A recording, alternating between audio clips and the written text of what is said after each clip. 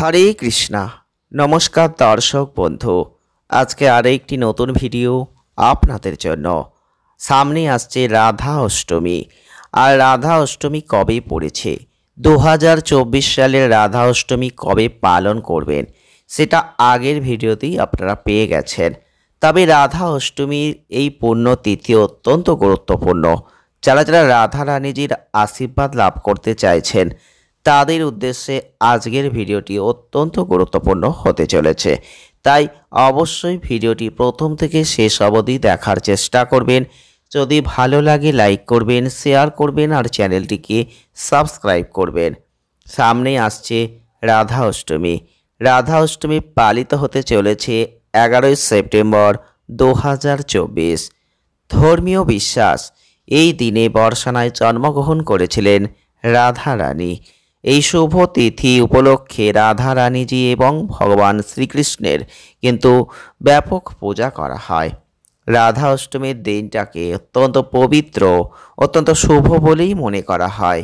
কারণ প্রতি বছর ভাদ্র মাসের শুক্লপক্ষের এই অষ্টমী তিথিতে রাধা অষ্টমীর উৎসব পালিত হয়। ভগবান শ্রীকৃষ্ণের এই শুভ জন্মতিথি জন্মাষ্টমীর 15 দিন পর এই উৎসব পালিত হয়। আর এই বছর রাধা অষ্টমীর দিন কিন্তু পড়েছে 11ই সেপ্টেম্বর 2024।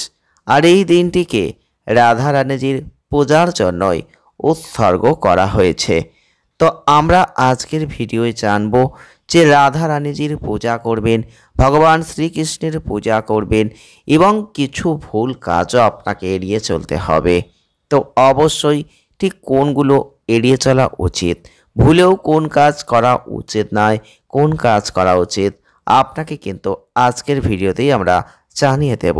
তাই অবশ্যই যদি পারেন, যতটা পারবেন মেনে চলবেন, রাধারানীকে খুশি করার চেষ্টা করবেন, তার আশীর্বাদ লাভ করার চেষ্টা করবেন।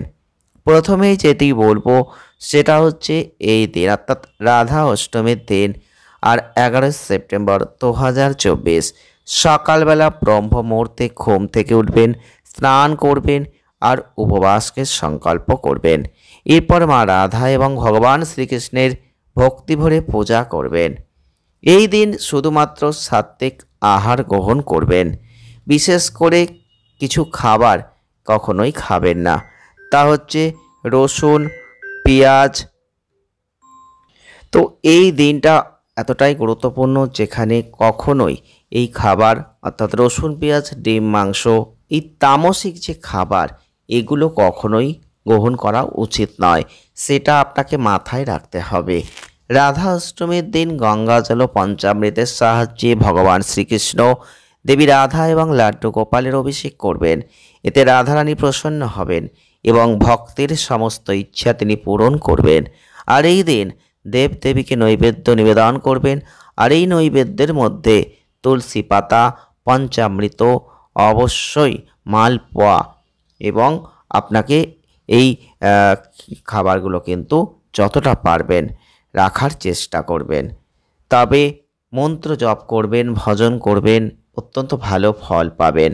কারণ এই দিনে রাধারানীর স্তোত্র পাঠ করতে হবে। পূজার সময় বিভিন্ন স্তোত্র, শ্লোক, বৈদিক মন্ত্র জপ করতে হবে। সারাদিন ধরে ব্রহ্মচর্য পালন করতে হবে এবং যে কোনো ধরনের বিবাদকে এই দিন এড়িয়ে যেতে হবে। তবেই কিন্তু আপনি রাধা রানীজির বিশেষ কৃপা লাভ করবেন, তার আশীর্বাদ লাভ করবেন। তার আশীর্বাদে আপনার জীবন সম্পূর্ণতা লাভ করবে। ভিডিওটি আজকে এই পর্যন্তই। ভালো লাগলে লাইক করবেন, শেয়ার করবেন আর চ্যানেলটিকে সাবস্ক্রাইব করবেন। সকলে ভালো থাকবেন, সুস্থ থাকবেন, আনন্দে থাকবেন। দেখা হচ্ছে নেক্সট ভিডিওয়। ধন্যবাদ।